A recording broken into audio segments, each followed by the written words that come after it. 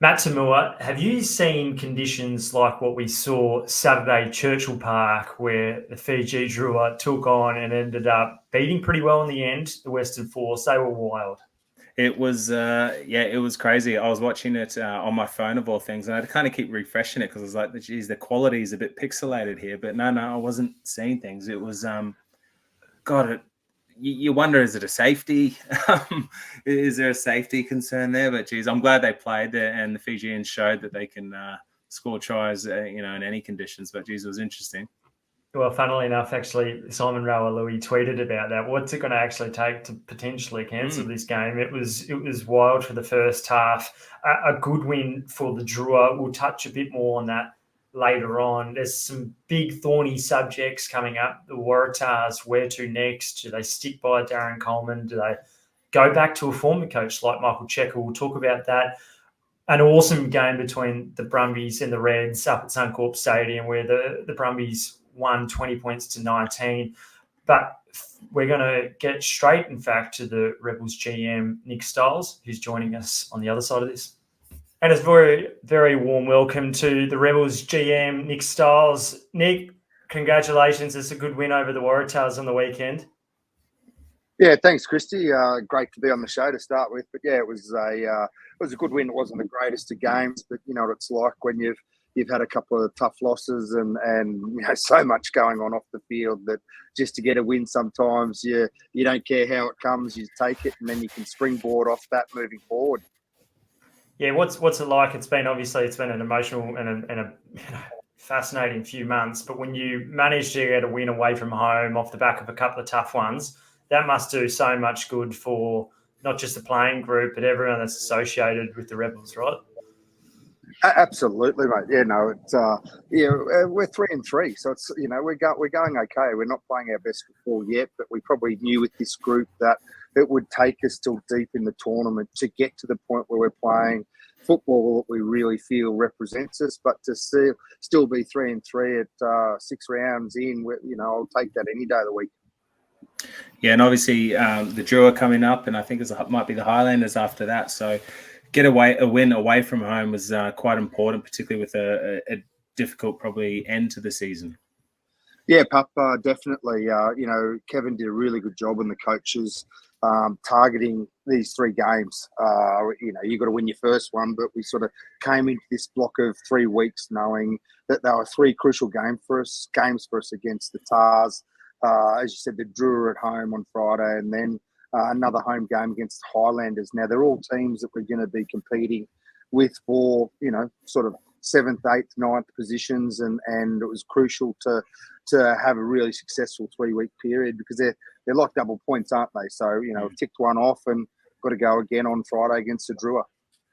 Yeah, Nick, there's been so much that's happened over the opening 6 weeks of the competition. Just from a human point of view, when you get a win on a Friday night, it's the Easter weekend. Are you able to just relax and get away from rugby for a day or two before looking at the next round? Oh, listen, I think if you speak to players, they can probably say they do. I think they tend to burn wins and losses a lot quicker than what staff do. But no, definitely, tell you, it just makes waking up that much better and travelling easier. You don't feel as tired, and you've got a spring in your step. But you're definitely in this competition. It's a brutal competition. It's tough to win week in, week out. So unfortunately, with the position we're at the moment, I know I don't have too many minutes, let alone hours or days, where I'm not thinking rugby at the moment. Yeah. Okay. So let's continue with that. It's 6 weeks. This story around the Rebels and their future has just been going on, bubbling in the background, really since December, but it started to heat up by the end of January. As the Rebels general manager, you're the guy who's trying to plan for the future, really, by getting the roster together. So what has that meant for you over the last few months and looking forward? How on earth does the general manager operate in the current environment?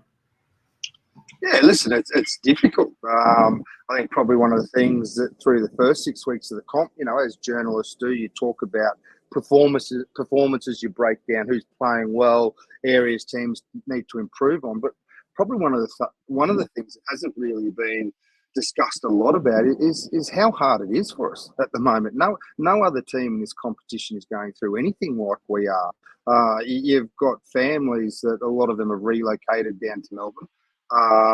Uncertainty of what's happening. Players, a lot of guys are signed up for 2 years. They go, well, no, I've got a contract for 2 years. Where I'm playing, who knows? But, hopefully it's Melbourne. If it's not, I don't know where I'll be. Players that are off contract got that uncertainty. Do I have to look overseas? What other opportunities are there for me in Australia? And then staff, we're operating under the guys so that we've got 3 pays left. So it's not easy. And the thing that I'm most proud about is how the group has legitimately stuck together. Now, we've had ups and downs. We've had some, really poor performances along the way. But that's, I reckon, they're not attributed totally to what's going on off the field, but it's got a massive say in everything of what's going on and how we are. So it's not easy. Probably back to your question is, I felt that, the 3 years I've been here, we've worked really hard on creating a strategy on who we wanted to be. Kevin and the club did a really good job about creating a culture and an environment of who they want to be as a club. And we've sort of got to the point where that now is starting to get ingrained into the group. And then our recruitment, our retention was going really well. So obviously disappointed that there's that uncertainty at the moment with where we are and what it looks like moving forward. And Stiles, I don't think anyone can, probably underestimate how good the squad you have put together this year. Obviously some big signings. I'm really interested to hear how you're managing your communication with the players, with what's going on off the field. Obviously, guys will be reading things, hearing things here and there, and there's an element of where you don't want to distract from the job at hand and playing. However, being quite realistic in the sense that, as you say, people are thinking about, jobs and moving families. How is that communication going, and how have you decided to kind of address it? Yeah, my style is to be, brutally honest and upfront with the players, and you build that trust with them, with staff members as well. And it's hard at the moment because you just don't have the clarity from above.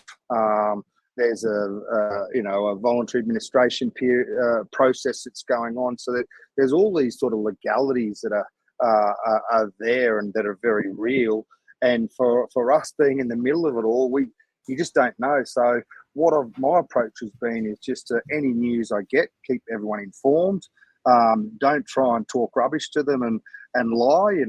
Let's be open and honest with the pain or the suffering that you might be going through, or if you're getting grief at home, come and talk to me, and I'll try and help you out with whatever I know.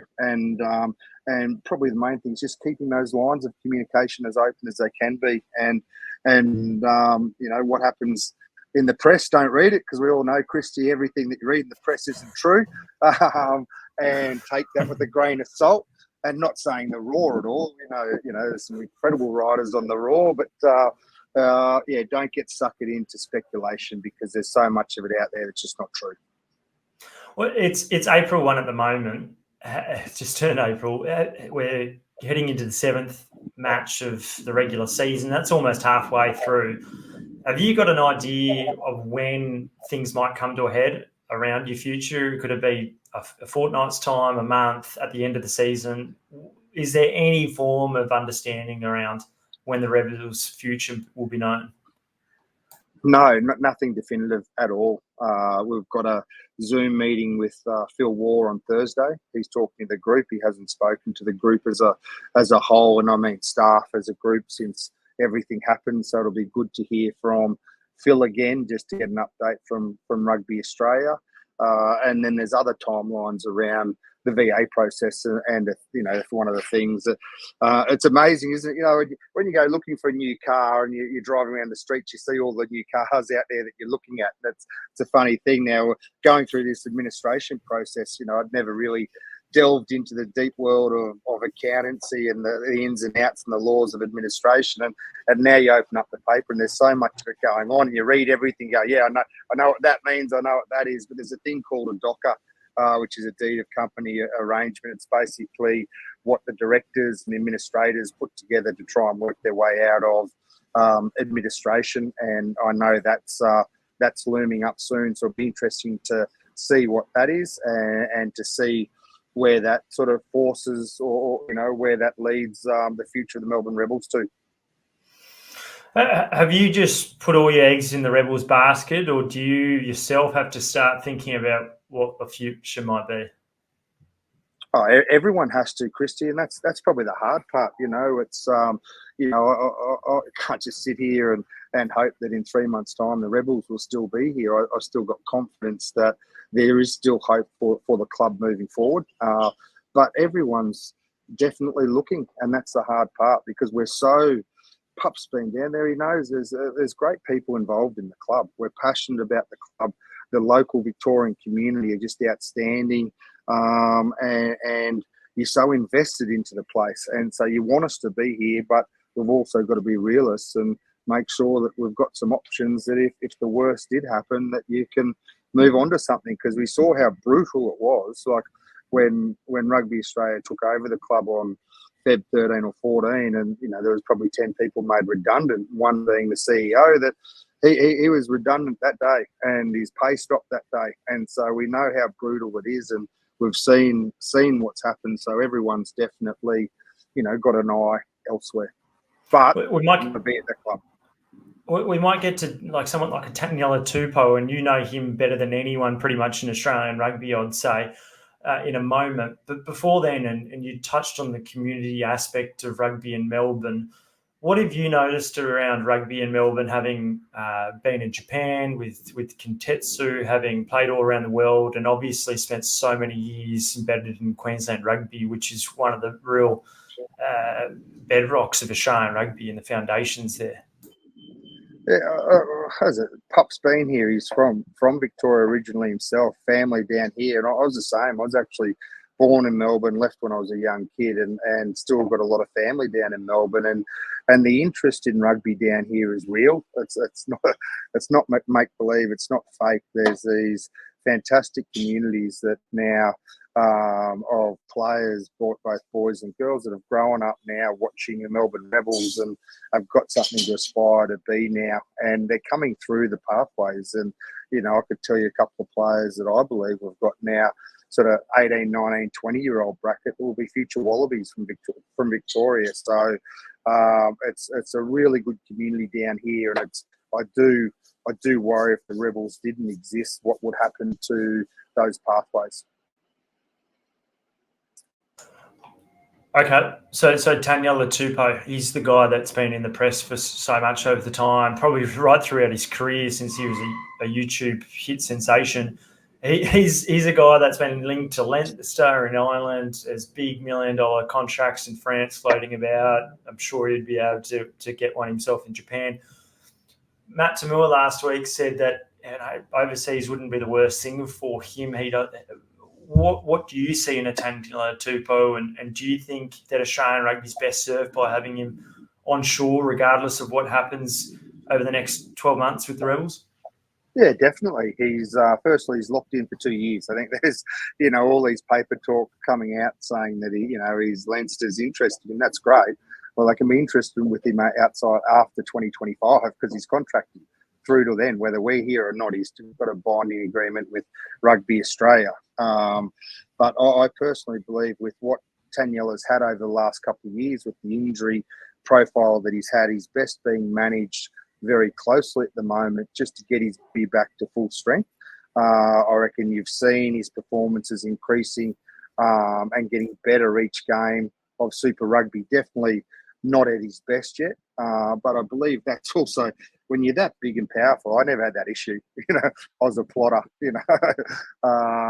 but when you're that big and that powerful, like, you put so much stress on your body, and I think he's just been getting so much confidence back into his body to go and do what he can do best, and you're starting to see him be dominant at scrummaging time and starting to get his hands on the ball, and I firmly believe that's coming from that belief he's getting back in him. I think we've got to keep pushing him to get him to be the best tight head in the world, and that will be achieved by being here in Australia for at least the next 12 months, I believe. Yeah, and it's really interesting to see the impact he had off the bench. Like, props probably a little bit of a different position where, there's probably a decent argument saying that the last 30 is maybe more important than the first 30, particularly with, crucial scrum penalties and how, more mistakes. I think it was great to see him because he is a game breaker, isn't he? He really had a huge impact off the bench. Yeah, fantastic. Came on. We a dominant scrum against the fee. We've been able to control field position pretty well through our scrum this season with getting penalties, getting cheap meters down the field, and then the try. We just feel at the moment till he's back to peak fitness that coming off the bench is probably the best thing for him. Sam Talakai has been doing a fantastic job this year with his work rate and his scrummaging work as well. So he's wearing down the opposition, and then big Thor's coming off the bench and finish them off. And full credit to the coaching staff on the weekend.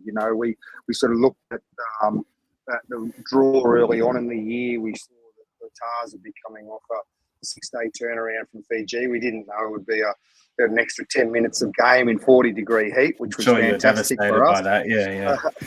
Totally shattered. But we opted not to really rest, but a couple of players were taken out of the team. Matty Gibbon, he hadn't been performing his best, so we took him out. He came back into the side, performed really well. Filippo had been out for other reasons, but there was another fresh body there. Darby, we brought into the side. So we sort of felt by Kevin being tactical about bringing some fresh bodies into the game, that they'd perform really well and be able to win the game to death. And part of that was Taniela's performances coming off the bench. And sometimes it works out well and sometimes it doesn't, but it worked to plan on Friday. Yeah, I think that was pretty evident from my point of view. I mentioned in the podcast last week with the Waratahs, flipping sides here, the Waratahs coming off a 6-day turnaround, playing with a very kind of hardly changed 15. It's a big old ask. And I think, with Taniela's impact off the bench, you probably saw a flow-on effect with the Waratahs losing Angus Bell, and then the young fellas just come up and, he started the game. Only reason I can see that being the case is because they probably didn't want him against Taniela at the end of the game. 100%. But ironically, then that allowed us to get dominant in the scrum early in the game, and nothing against him. He's a young kid, debut. I hope he's got a bright future ahead of him, but it just allowed us to get in the front foot and paint the pitch to the referee that we're dominant early, and that then when you brought your power on in the second half, that we're able to continue that and finish the Tars off. Someone people might be interested in, I know I am, Pone Farmasili. He's a guy that went and started last year for the Wallabies at times, and he can't get a crack at the moment with the Rebels. Where do you see his future, and is he close to a return to the Rebels? Is he going to be seen in the back row? Is he best served at another state or province like the Waratahs, where he might be able to go on a loan system perhaps and get some minutes, because at the moment we can't find any at the moment with the Rebels? Yeah, difficult. Listen, you look at who's been successful in Australian rugby, you look at the Brumbies. Matty's obviously been down there as well. And I think the Brumbies have done a fantastic job around consistency of performance by dominating up front and having really good depth in the front row. Alatoa's been out injured, but he'll come back in. But, normally they've got Slipper and Alatoa, and they used to have Scotty Seo. So they had this tremendous depth up front that you're able to rotate those blokes through, and you knew that your scrum would never be under pressure and you could get front football. And so I looked at that and I thought, we needed to get really strong up front and get really good depth, and that brings competition. And I think Talakai's brought out his best rugby, even though he's 32, 33, getting close to 100 games of Super Rugby. He's playing his best rugby he's ever played. And Taniela's obviously being Taniela, put pressure on Pone in the past. I think he's probably been able to get a position in the team without having been at his peak, and that's not the case. So he's fit and he's training well, and he's ready to go, but he just can't crack a position in the 23 at the moment. Not the worst thing. Yeah, that's not the worst thing in the world, is it? So. No, and you want it. You get injuries, and that's why increasing the depth of the front row and the squad was important. That as you go through the season, that we know we've got Pone who's desperate to get out there, and if we do pick up an injury, you've got a Wallaby who's been at the World Cup, ready to come in and ready to go. So hopefully, for everyone, we get to see him out there sooner and later and see him then put pressure on the other two. I think it's good to see as well. Like, we've probably been accused, Australian rugby, of handing out jerseys to guys who might not have been prepared, and seeing this a system that works and a system how it should work, and we almost then ask the question, oh, should he be moving? But like, it shouldn't be easy to get a Rebels jersey on the weekend. You should have to earn it. Yeah, you got to earn it, and you've got to do that through training hard and preparing well. And it's not just what you do on the field. You played so many games of rugby because you're a thorough professional, and you know what you've got to put in away from the club to make sure you get to be your best. And that's probably something, I love Pone, but he's still, had his times where he's fluctuated what he does away from the field, which then puts him in position that he might get injured, and then he starts this big circle again. So, I do think he's a very good footballer, and we've seen with that competition, rather than being handed a jersey with competition, I think he's made some really positive changes that hopefully on the back of that he becomes a better footballer for it in the long run. I can tell you, Nick, you're not going to be handing the Waratahs the Western Force, who are a bit skinny up front at the moment. You're not going to be giving Pone to them anytime soon. Just Taniela, where are the one or two areas that you see that he needs to address? And a little bit of that's luck with keeping fit on the paddock. But where are the one or two areas that he needs to address to really, truly fulfill his potential and go from being internationally respected to being really internationally feared, and take a Wallabies side against the Lions and take it to them?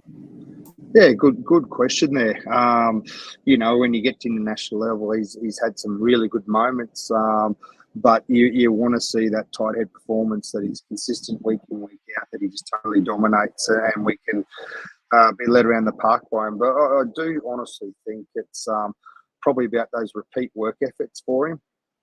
You can do the big run, you can have the powerful scrum, but in international rugby, it's around the ability to back up those, really good involvements regularly. And so there's that repeatability for him, which I think to become as good a player as he can be, or he should be, will be to nail those aspects, which a lot of that's physically for him. A lot of that's getting back to being full strength with his body. And don't forget, it was funny when we recruited him, we put a presentation together and I showed him the amount of minutes he played at the Reds for the previous 3 years. I think he was the second most highest minutes in the whole competition of any position. So he'd been really flogged to death up there, and won a lot of games for them. So I don't blame them at all. But he knew his body was about to break, and it did, unfortunately. So hopefully now we can get him back to being durable and being able to have those repeat efforts.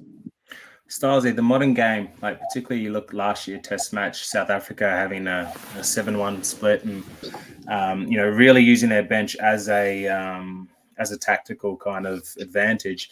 With guys like Taniela, do you go, we got to have them prepared to play 70 minutes, or as you say, or like, is it okay that he is a heavy man, and rugby is a heavy man sport? Is it okay because we know we've got, a good bench that can come on 30? Like, what are these? Has this changed over time? Yeah, definitely change that thinking. Listen, we went 6-2 on the weekend for that fact. We wanted to be able to bring out, but we thought the Tars would be tired. We'd bring fresh forwards on and big numbers of forwards and be brutal with them. But you lose it back 2 or 3 minutes into the game, and you're going, geez, I wish it wasn't 6-2 or 7-1 this week. But you overcome it with some versatility. But you're right. I think that whole mindset around a player being, especially a forward, tight head prop being an 80-minute player, that's gone. You want them to be able to play 40 to 50 minutes, to have high involvements in those 40 to 50 minutes, but really quality performance, involvements. And I think that's where Taniela is going to be now, is that 40 to 50-minute player that can change a game or win a game. We're going to let you go in a moment, Nick. It looks like you're getting a bit cold out there. That's what happens when you're out in the penthouse, right? No, it's actually been beautiful weather. It's been a lot of fool's gold here in Melbourne around the weather, because once winter starts, autumn comes, she turns quickly. And today was rainy today and pretty cool tonight. I think they even had to suspend the Easter Monday AFL game for a while for lightning. So It's a bit fresh out here. Penthouse, I don't know about the penthouse. I'm 56 floors up on 57, so I'm not maybe sub-penthouse. Well, Collingwood had a win on the weekend against the Lions, so you'll be thrilled about that. Before we let you go, Andrew Kellaway missed the game. Jake Strawn obviously left the field early. Lockie Anderson came off with concussion. Josh Kemeny missed the game. Where are these four guys likely in the picture for this really important game against Fiji this weekend? Yeah, we'll wait and see. Kells was running around, passing a football out there today. It's a bit of a rib injury, so we'll see. Front rowers would just in the old day, you'd jab it up and get out there and play. He doesn't pass the ball anyway, so is he all right? Well, that's what was good to get him passing the football, so it was great. So no, we'll wait and see. We'll give these guys a couple of days of training at the start of the week, see how their bodies evolve. Good thing is, Derby performed really well on the weekend. We've got some quality players in the squad as well that are itching for a crack at it. Glenn Varr, who was out of the team on the weekend, so he's there. Lucas Ripley, so Mason Gordon did really well a couple of weeks ago. So the benefit of being able to give some players some opportunities through Super, that when you do get injuries, that you can go to them and have full confidence in them, is where we're at the moment. We don't feel pressured to make a selection on a player, whether he's 50-50 and we could make things worse. So, we'll wait and see and name the team on Wednesday, Christy. We'll see if we can get it before then. Always good to join and have it yarn to you. We can't really understate what you guys and even really contemplate what you guys are going through at the moment. So all the best for that. But it's really good to have you on the Roaring Pod. No, my pleasure. Thanks for the invite. It was great to be on. Yeah, thanks, Stalsy. And, those selection headaches are only there because you've put together a good squad. So I'm sure, I'm sure the guys are enjoying your leadership, particularly at the moment with a tough time. So all the best, mate.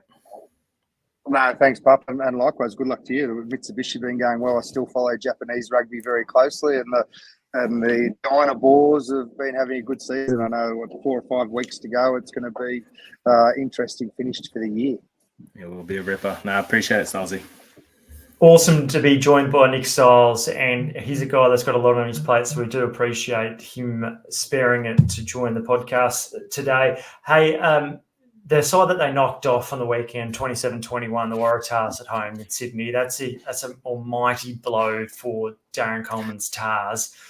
Did you watch the game live? Yeah, I did. And sorry, before we go into the parts of the game itself, it was really interesting chatting to Stalsy there. And, he's talking about the Waratahs having a 6-day turnaround. He's talking about, these emotional flows and bringing guys off the bench. And is Darren Coleman getting that kind of support? Is he getting that kind of support? Because to hear that, it just, I look at that game and I say, Tars definitely should have beaten the Rebels. They should have, with how they were playing beforehand, but they looked fatigued. They looked tired. It was a slow game. And I just wonder, hearing Stalsy talk about that, hearing him say that, the Rebels had targeted these next few games, are the Waratahs doing that? Are they actually, setting the season up, or are they just kind of trying to roll the sleeves up and keep going until you're burnt out? It's interesting.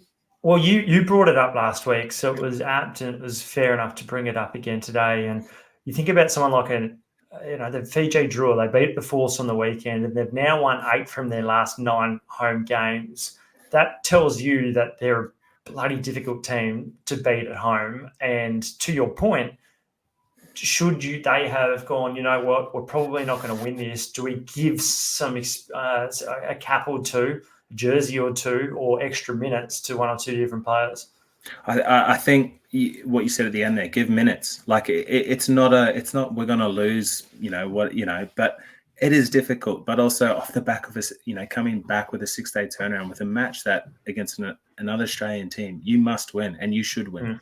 The season looks different. If they won on the weekend, you start going, all right, they had a few close losses, but it could really start snowballing now. And particularly they're going to Canberra next week, which, teams find extremely tough for the right reasons. So no, I look at that. I think it's poorly done. I think Australian rugby, we are very we are traditionally a tough we like rolling the sleeves up and, put your best team out every week. But, Super Rugby has evolved from the Super 10s, from Super 12s. It is a longer season, and you have to be a bit more tactical around your selection, I feel. So it was also interesting hearing Nick talk about the planning that the Rebels had done. And I know that when I went down, I spoke to Kevin Foote 14, 15 months ago before last year's season, and he was talking about contracts that we need to give longer and more security to players to be able to build to get to where we need to. And so he was talking about 5-year deals for certain players,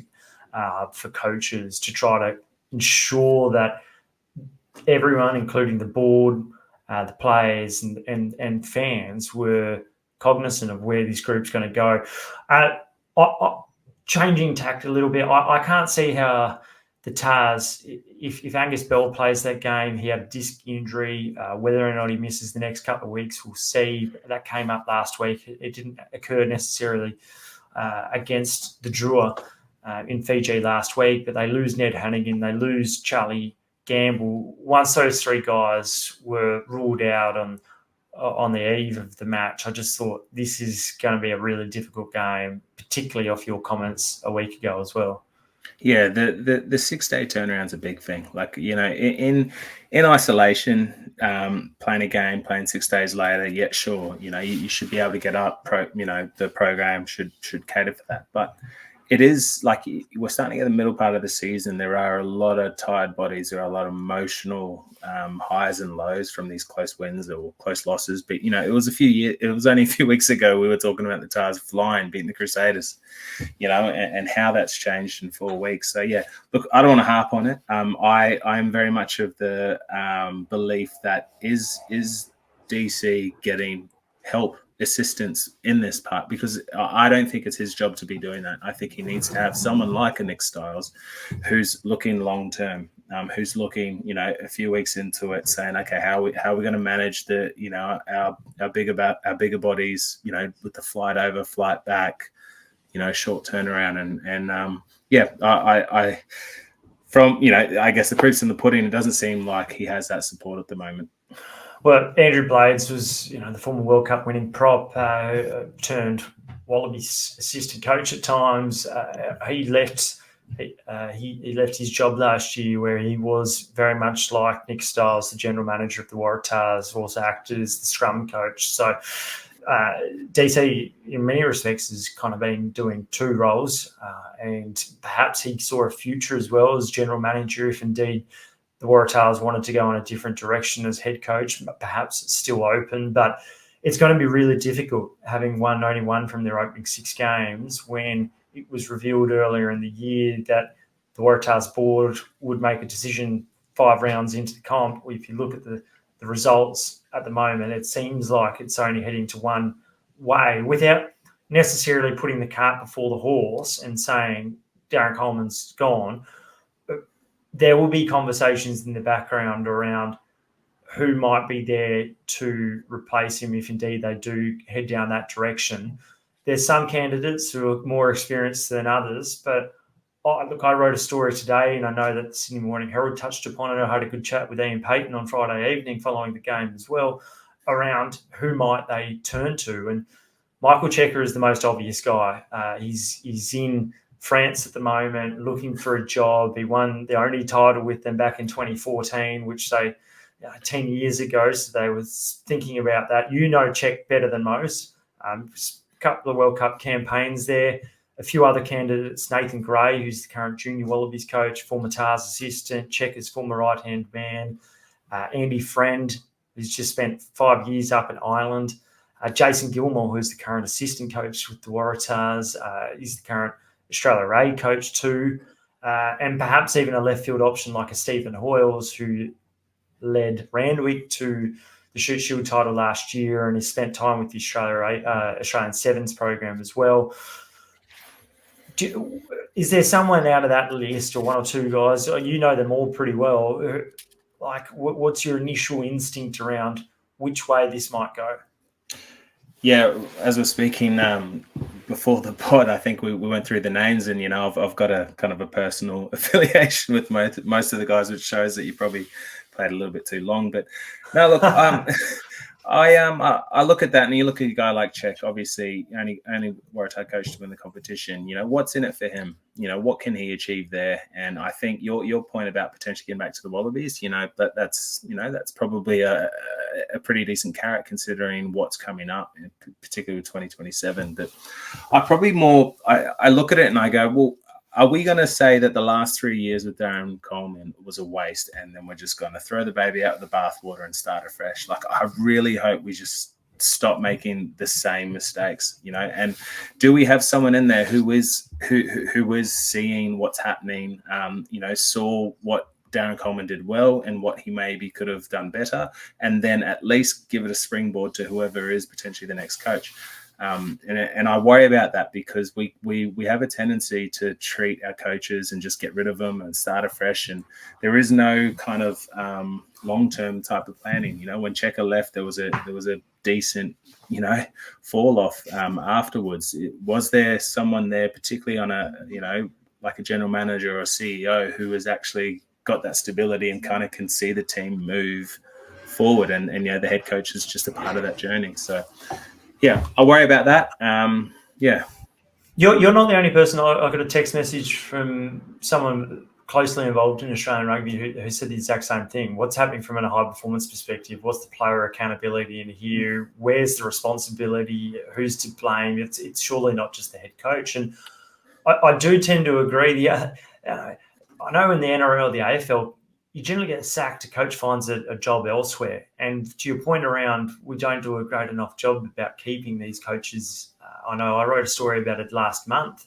They get chewed up and spat out, and where do they next go? So that's a conversation in itself, if indeed they do make a change, because I still think Darren Coleman has a place in Australian rugby to give. He's got 20 years of coaching experience. There's not many guys out there currently who have got that experience in the men's game and in the women's game, which is something where Australian rugby needs to invest in much, much more. But from a high performance perspective, Rugby Australia is going to be more involved in this process than perhaps past. And I know that Peter Horn spoke about that last week. They perhaps might get an independent person involved to run a review around what's going on and do changes need to be made. But it's a really tricky one because the Waratahs, it's the biggest state, one of the biggest rugby communities, populations in Australian rugby. And when the Waratahs have only won one from their opening six, which is very similar to what happened last year, you start to go, well, we can't afford New South Wales to struggle, particularly ahead of a Lions year, particularly in the road to the World Cup. So it is an important decision that they get right. And I feel for Darren Coleman here, but it just points to there being a change, I think, at season's end.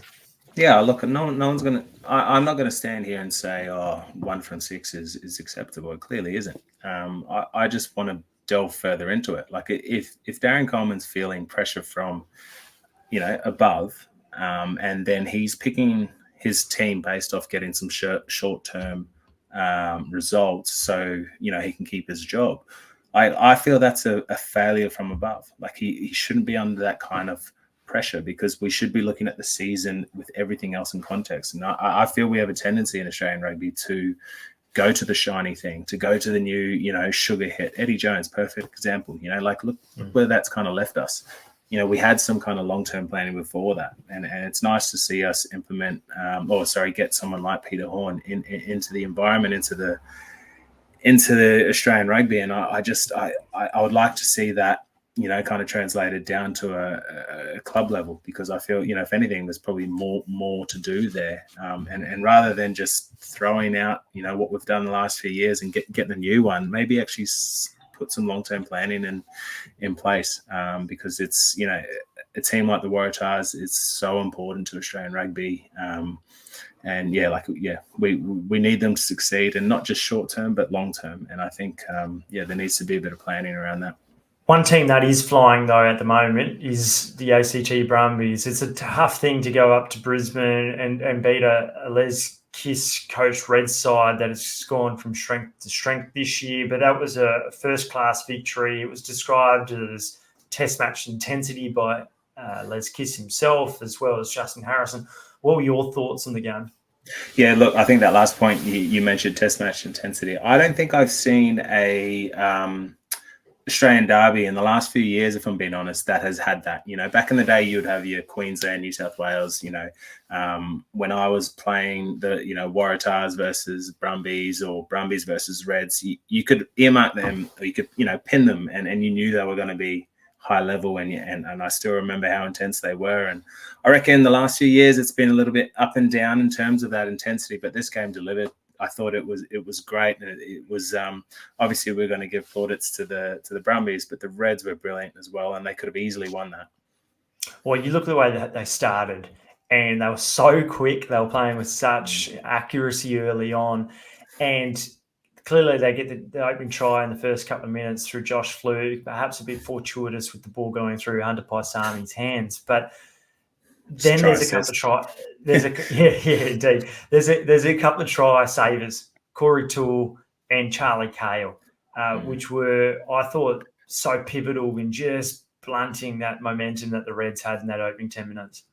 Yeah, it was huge momentum, and I think you're right, because if the Reds score there, you start going, they've got dominance, whereas the feel of the game was the Reds were on top, but they hadn't really got the rewards for it. And thanks to guys like, Toole and Cale, these big plays that they were making are just as important as Tom Wright going over for a double, and those are the things that matter in test matches. Often defense wins those kind of games. And yeah, I honestly, I thought it was great. I really, really enjoyed it. There was so much to kind of like about it. I loved how the Reds were using Pataya a lot off his wing. Probably an argument to be made, is he a 15 or is he a winger? But the way they found him, the way Liner found him, particularly out the back of a hard-running centre, I thought was great. He got dominance over the line. Tom Wright, brilliant. He had one of his better games in a game that was, as we mentioned, like a test match. So, no, it was good. And then, obviously, Noah kicking goals. Like it was nothing. I think that's huge. That's big for his confidence. I'm sure he'll feel a lot more confident going on into other games, and it'll translate to his running performance as well. But, we spoke about test matches and translating that test matches. It's clear how important having a good goal kicker is. Yeah, he's kicking at 85%, 4 from 4 on the weekend. You compare that with Tom Liner, who missed not an easy penalty, but a penalty that you expect to kick, and then a conversion from Lawson Crichton later on. I thought that missed shot from Tom Liner was significant in a couple of ways, because up until that point in time, the Reds were kicking for the corner, and then they didn't get the pay that they wanted, so they decided to have a shot at goals, and they miss. And it was just here's an admission that the Brumbies have aimed up, their physicality's there, and we haven't been able to get the pay we want. And then you miss a shot at goals, and then you see Noah Lolesio on the stroke of half-time land one from probably 45 out on the angle, and they take the lead. And I thought it showed the skill and the understanding, the coaching now from Stephen Larkham, I thought, by bringing on those guys, stacking the bench, having Tom Hooper to help me out here. There's Nick Frost that came on as well. Luke Reimer made an impact at the breakdown. Those three guys I thought were probably the difference, just by increasing the pace in the second half, and that's the physical nature of it, because they looked like they had almost lost it there when Reece Van Neck gets shown 10 minutes for bringing down a rolling maul, and then Josh Nash shortly after gets a try there to get 2 tries in 4 minutes. So it was a really great show of resilience from the Brumbies and their decision makers to get them across the line. Yeah, it definitely was, and it's easy to look at the game and just look at the score, but the feel of it, and having the Reds were clearly dominant at the start, but they deserved, or they should have had more than seven in front, and for the Brumbies to kind of stem the flow, or stop the bleeding, they kept it at 7. That was huge for them, because we know games start to even up. They'll get more possession later in the game, and And to come away from that only 7 down was huge. But the Reds started the second half really well, and I got a little bit nervous thinking, this might blow out. But yeah, it just shows the importance of a good goal kicking team. It shows the importance of defense. And in a game we've already mentioned that's Test match that's why we're mentioning it, because things like goal kicking and defense won the game. So you played 10 and 12. I think your preference was 10 throughout your career, if I'm not wrong. Yeah, but I was probably better at 12. But I just wanted to play 10 more, less concussions.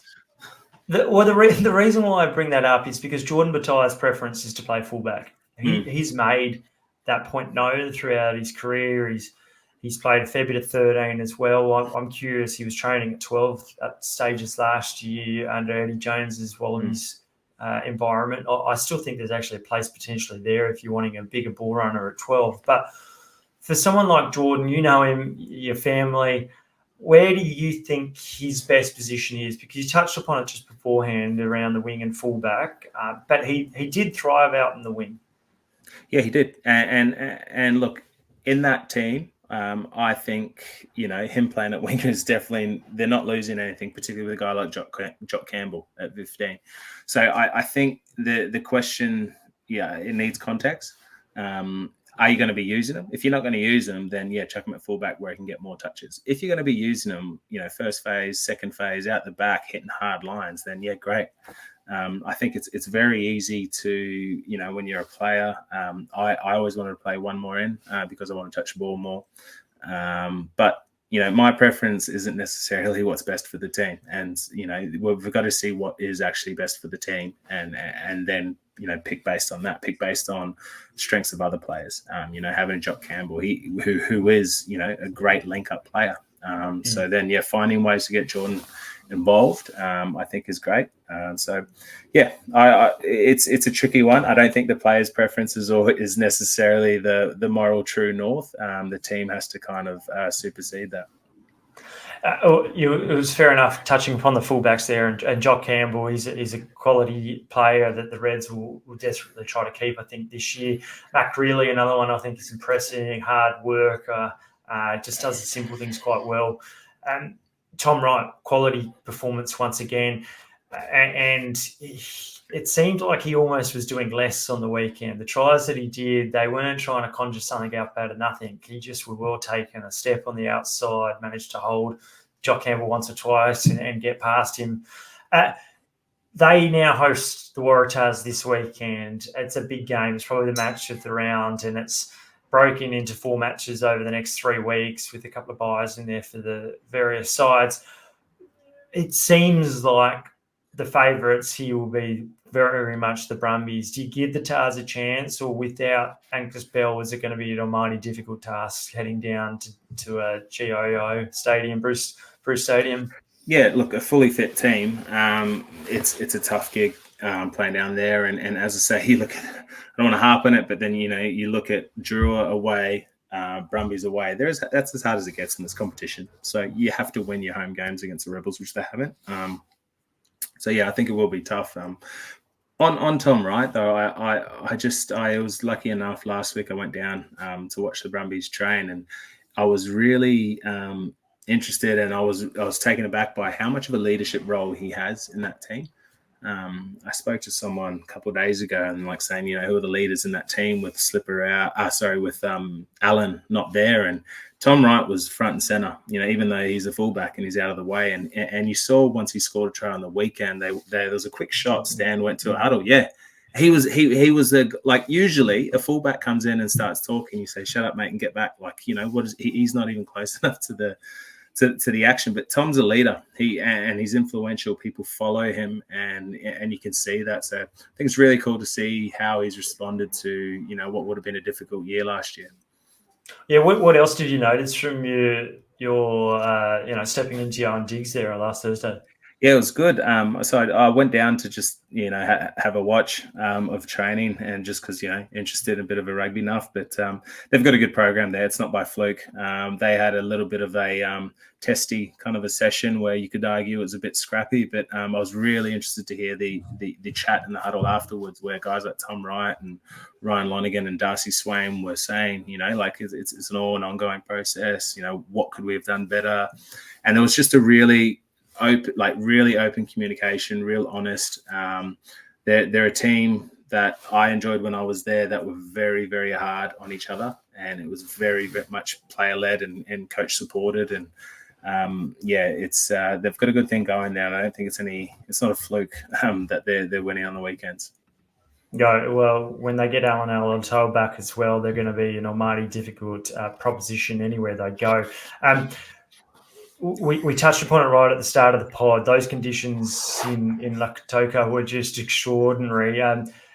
Fiji, fair play to them. They managed those conditions so well. It was hilarious seeing some of those tries, and I think even the reaction of Frank Lamani. Frank Lamani on the back. Yeah. The try gets scored by his winger, and he just decides to dive over himself, and he made himself very well acquainted with Nick White, your old mate as well. Yeah, he does. Look, they're two great competitors, and they're always going to do that. I'm interested to see. We had Mick Byrne show us his view from his room a few weeks ago. I think it might have been a little bit different in Lautoka last weekend, but now look, Drua always tough over there, and Force started really well. Was probably an indication of where they needed to try keep the game, with through penalties and mauls. I'm a bit concerned now with the Force and their decision making later in games. I worry about how they're managing games. There was a situation where I think the Drua were down. The Force had an opportunity to go to the line with a player up advantage.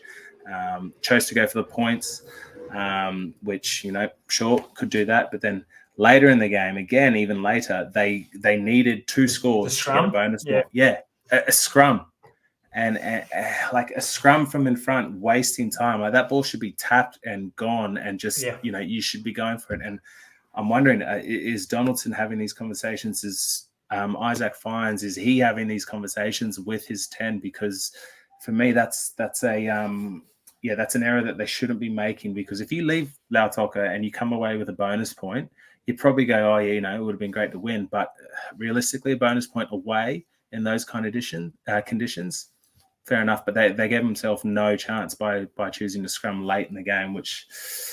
Yeah, so I do worry. There's a few weeks ago, I had a few question marks about that as well. So I think it's something that they'll have to develop, particularly with a guy like Nick White not on the field later in the game, who would usually make those decisions. Yeah, I completely agree. I was shaking my head going, what's going on here? Because I'd seen it, I think I saw it with the Drua against Moana Pacifica and Super Round, where they also similarly decided to take the scrum, and it's any smart team takes 100 seconds out of there with one collapse. And what I did enjoy on the weekend was the officiating from Ben O'Keefe with the Reds and Brumbies.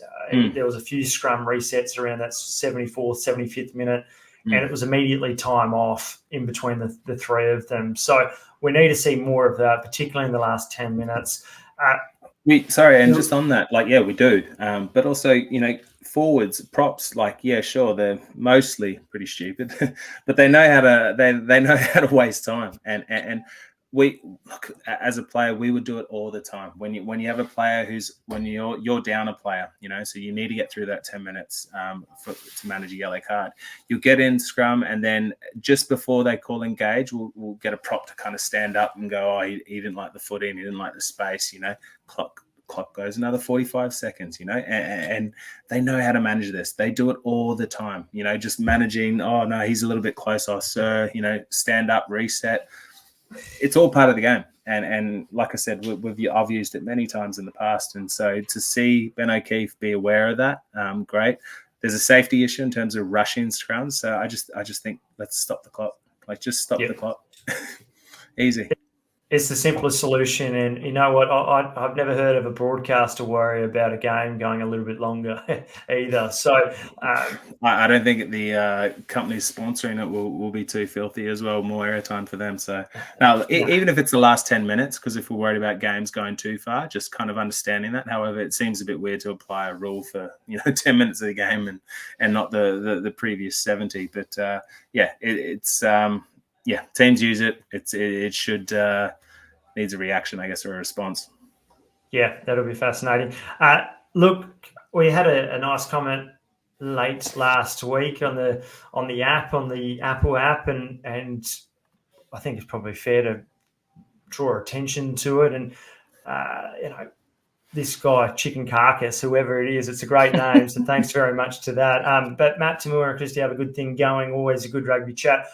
I know I'm enjoying it. I think you are as well, Matt. But it's good that people listening are getting engaged with it as well. Heaps on social media and Twitter across the weekend. So please continue to reach out, get in touch. And if there's things that you're liking, let us know. If there's things that you want tweaked, also, we're all ears and we're doing this for you, not for us, so to speak. So thank you. And it's a big game for the Tars this week. As we know, the Western Force have got a tricky one against the Blues. Moana Pacifica against the Chiefs, but the Rebels and Fiji, that's a massive one for those two sides. If the Rebels can go back to back, that'll mean that they're 4 wins into the season halfway through. So it's a big one for them too. Great to have a chat with Nick Stiles. I think we're both going to rush off because Maths season finale is on right now, and we're probably going to go listen to that one. Yep, Jack and Tori, not sure if they'll stay together, so it's a big old night. But appreciate all the feedback, and we love it. And tell us what you want changed, if that's Christy's chest hair or whatnot. So that's not going anywhere, mate. No, good, lucky you. At least you've got the option. All right, until next week. Thanks.